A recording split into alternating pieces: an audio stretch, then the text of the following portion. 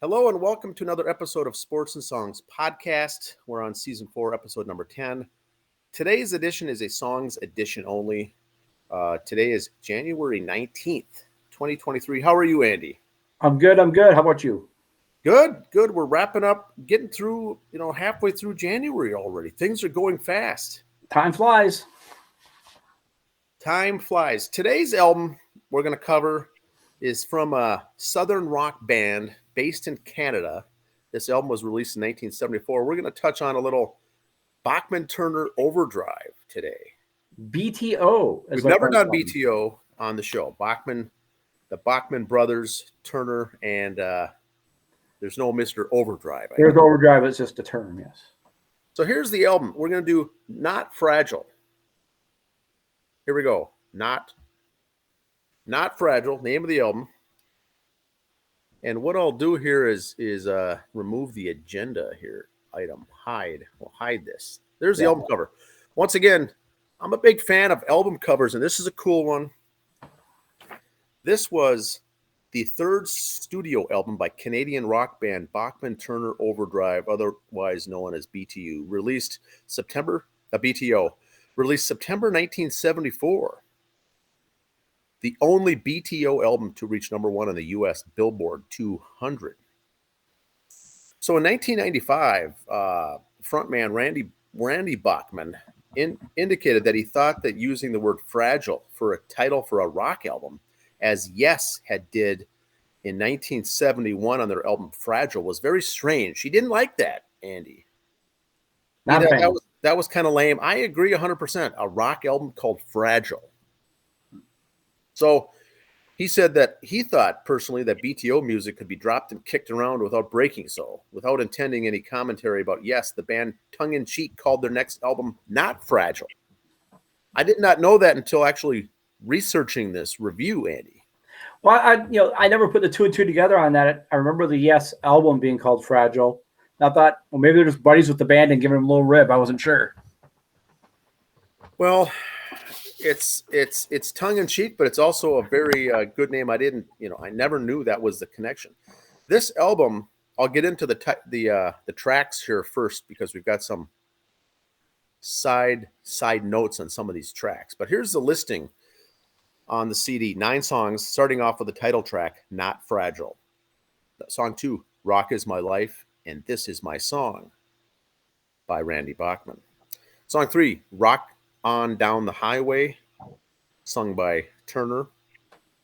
Song 4, You Ain't Seen Nothing Yet, lead singer Bachman, Randy. Song 5 is an instrumental called Freewheelin', done by new guitarist Blair Thornton. That was actually dedicated to Duane Allman, the instrumental. Freewheelin', dedicated to Duane Allman. Song 6, Sledgehammer. Song 7, Blue Monin', sung by Turner. Song 8, Secondhand, sung by Bachman, Randy Bachman. Final song is Giving It All Away, written by Blair Thornton. He was new in the band that year, came on fresh. So this album marks the debut of guitarist Blair Thornton, who took over for Tim Bachman. Now, he features some good guitar work on some of these songs. Now, the song You Ain't Seen Nothing Yet was a leftover track that was originally not intended to be included on the album Not Fragile. Correct. It was only after Charlie Falk of Mercury Records heard the other 8 tracks and said, quote, I did not see a hit single potential in any of them. Now we got to give Charlie here some credit for liking the song You Ain't Seen Nothing Yet, but also got to diss him for saying I don't see any other hits on the 8 tracks. So both good and bad. But he says, is there any other song I could hear? You got anything else I can listen to other than these 8 songs? Because nothing's really doing it here for me. So they played him the leftover track, and he assured them it was much more radio friendly than any of the others, convincing the band to add it to the album. Now that song, You Ain't Seen Nothing Yet, went on to be their the big hit singles. That hit #1 on the Canadian and U.S. singles charts by November 1974. And that was a throwaway song, Andy. Yeah, when they had the album done, they had a perfect set, 4 songs for each side. Because back in the day, kids with these albums had to flip sides. So it had 4 songs on each side. They're all set. And actually, the way they had it recorded, they were just screwing around. And he said, no, leave that cut in. Because there's one part in that song where he stutters. Yes. That was actually an inside joke to their one brother who has a stutter. Now, you have brothers. I have a brother. We all have family members. We poke, rip, fun. We rib each other all the time. So he wasn't making fun of stutterers. It was just his one brother, and he kind of was giving a little rib on it. The guy said, no, I'll leave it in. Leave it in.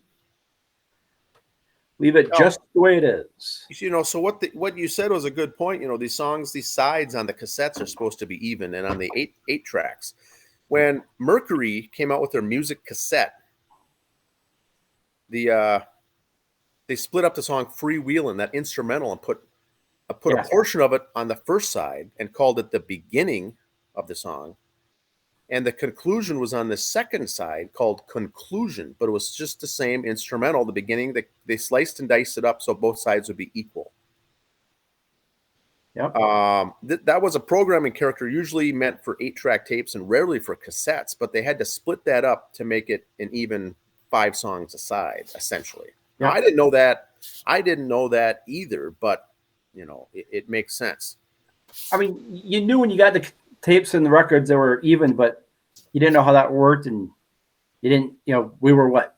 Well, at this time 5, but in the 80s, 12, 13, 14, you didn't care about that part.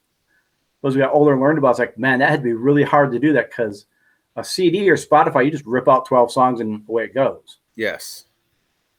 Back then, you only had so much to work with. Now, this is another favorite of mine. The total running length of this album is 36 minutes and 14 seconds. It's considered hard rock.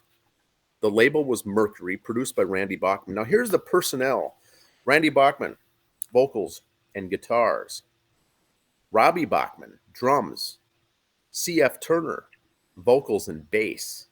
And Blair Thornton, backing vocals and also lead guitar. This is his first album. Did some good work on this, but it's a Bachman and Turner show here. The Not Fragile album has now gone on to achieve triple platinum status. Randy Bachman has called it the band's crowning achievement, saying Not Fragile was when it all came together for us. We captured the album-oriented rock audience as well as a singles audience with that album.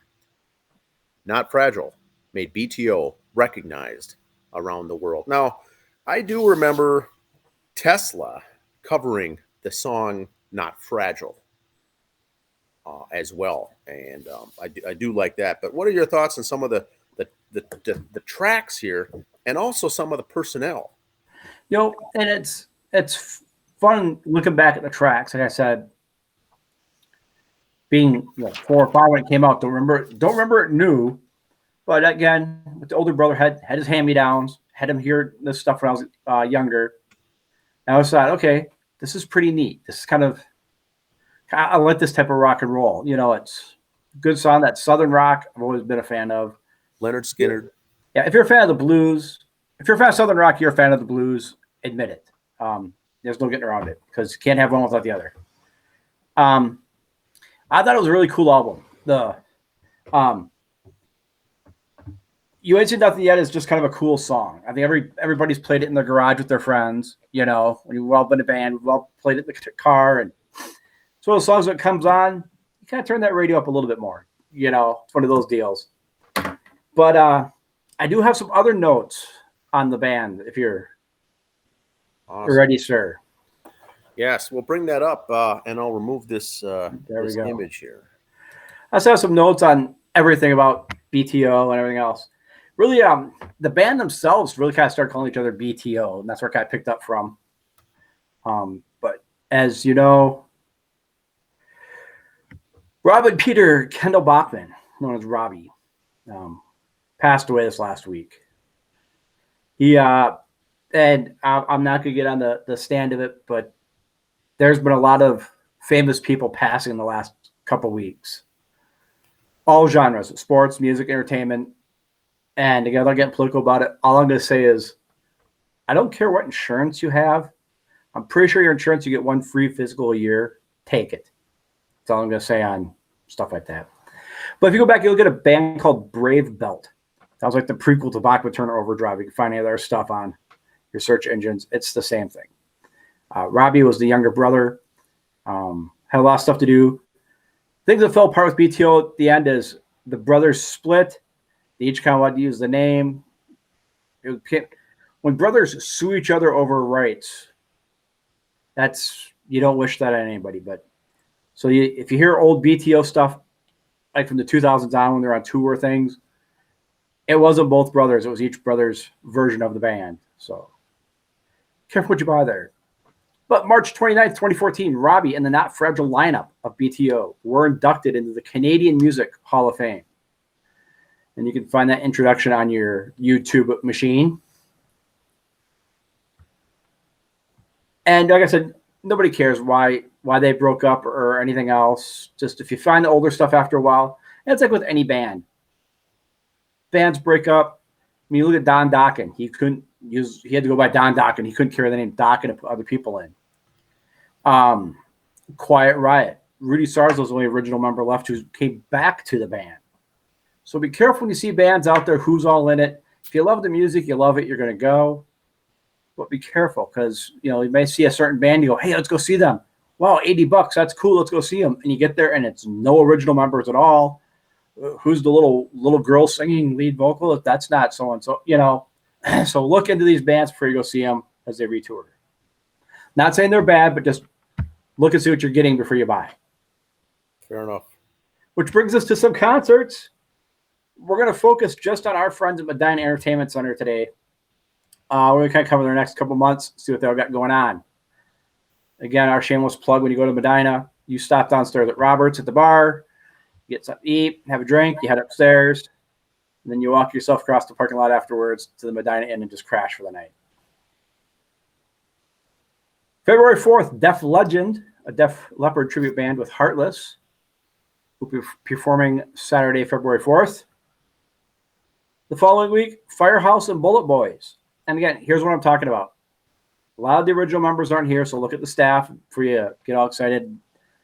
Looking for your hero from 1986. He might not be in the band anymore, so don't bring his picture to autograph in case he's not there. That would be embarrassing. You go see Firehouse, you got your Perry Richardson picture, and you find out he's been Striper the last 10 years. Still good, just giving you fair warning on what you're bringing to get autographed. Friday, February 17th, the Gear Daddies. The next week is Jump, a Van Halen tribute band with Arena. Now, one thing I want to plug in here about Jump. I think this is going to be their last show under that name because they kind of rebranded themselves. It's now Balance Van Halen. So if you look on social media, if you were Jump Van Halen and you don't see any posts anymore, it's like, who's this Balance Van Halen thing? Same guys, they just changed the name of the band. So they're allowed to do that. And the phrase balance, is that because they do half of the songs from the old and new? Yes, that's what I'm going with. If you kind of look at the pictures there, guy on the far left, that's the bass player. That's Greg. So he does the Michael Anthony bit. You got Sammy Hagar and David Lee Roth in the middle. The bald gentleman being the drummer, doing the Alex Van Halen bit. And then you got the Eddie Van Halen hair and guitar at the end there. So they do all of them. It looks like they don't do any Gary Sharon songs, so it's not really truly balanced. Yeah. But I digress. That's interesting. I digress. And if you go see Def Legend and Heartless, and then you go see this Van Halen band, you'll see the same bassist in both Heartless and Van Halen. So there. Same guy. Same guy. 25th February, Space Odyssey, the David Bowie Experience. Again, Bowie fans, very good to go. I highly recommend that. March 3rd, the Rolling Stoners and Zed Zeppelin. I had to practice saying that because I kept screwing it up. Zed Zeppelin. Yes. It's force of habit. I saw the writing. I almost said it the other way. Great logo. Matt V and the Killer V's doing the Neil Diamond on March 4th. And then March 11th, Docket and Lynch Mob. That should be a very good show. I'm sure they'll come out for a few Docket tunes together, I would assume. But that should be a very interesting and good show. Watch the police reports the next day. Mr. George Lynch. Still rocking. If you follow him on social media, he's still playing it. Still looks like he weighs like 50 pounds. But. Leather and Lace, a tribute to Fleetwood Mac and the Women of Rock on March 18th. March 24th, Tommy Castro and the Painkillers plus Corey Stevens playing Medina Friday, March 24th. And the last we got March 5th, the Oak Ridge Boys Front Porch Swinging Tour, Saturday, March 25th. And April 1st, Ronnie Booker Brooks and Bobby Rush. If you love blues music, Grammy Award-winning artists here. Awesome. March 1st. More on them in weeks to follow. That, sir, is what I got. That's my notes. Like I said, BTO. I didn't get a chance to enjoy them the first time around, like in our new albums, but that's the joy of what we do with our album review. Go back, live in the past a little. Enjoy your youth. Enjoy how many people still albums from the 60s and enjoy them. I mean, early 70s. You could all enjoy it. It's all still great music. And it's all still relevant today, their songs. It's one of those real sign of the time songs. Like if you weren't alive between 74 and 75, you have no idea what they're talking about. Some albums back then were that way. Theirs aren't. It still holds true today. A handful of their songs too is going to be ones that you're going to say, yes, I know that song. Didn't know it was them, but yep, you've heard part of it in the background of a movie or a TV show. It's been a bit on the there. You've heard it. You ain't seen nothing yet. You're rocking down the highway. We've all heard those songs. You never realize like, oh, this is BTO. But like I said, you ain't seen nothing yet. There's a video from the old Drew Carey show. The man did a little dance routine to that. That is your homework for this week. Oh, really? Drew Carey show, you ain't seen nothing yet video. Okay. Might not want, depending on what kind of sense of humor grandma has, she might not want to be in the room. Interesting. Drew Carey show humor. Drew Carey show humor, so. Good dry humor. That's good stuff. So that's the concert. That's the updates coming through. We will have a special announcement here this week about an upcoming interview. We'll announce that on the Facebook page here sometime over the weekend. But we're looking forward to that. Like I said, we've done other concerts, other bands we mentioned. If you are in one of those said bands, you want to be on the show, please contact Connie@sportsandsongspodcast.com. She'll get back to you and hook up all the stuff, or just leave us a message on one of our social medias. Love to have you on. Awesome stuff. All right, everyone, have a good week. See ya.